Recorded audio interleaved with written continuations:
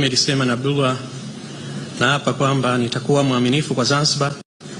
na kuitumikia kwa moyo wangu wote, na kwamba nitaihifadhi, nitailinda, nitaitii na kuitetea katiba ya Zanzibar na watu wake kwa mujibu wa sheria iliyowekwa, na kuomba Mwenyezi Mungu unisaidie.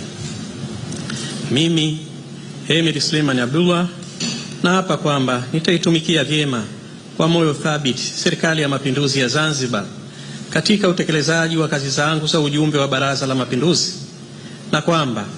wakati wote nitamshauri kwa hekima na uaminifu mwenyekiti wa Baraza la Mapinduzi, na kwa vyovyote sitatoa siri za Baraza la Mapinduzi,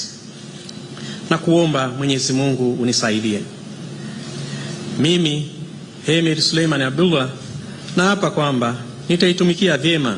kwa moyo thabiti Serikali ya Mapinduzi ya Zanzibar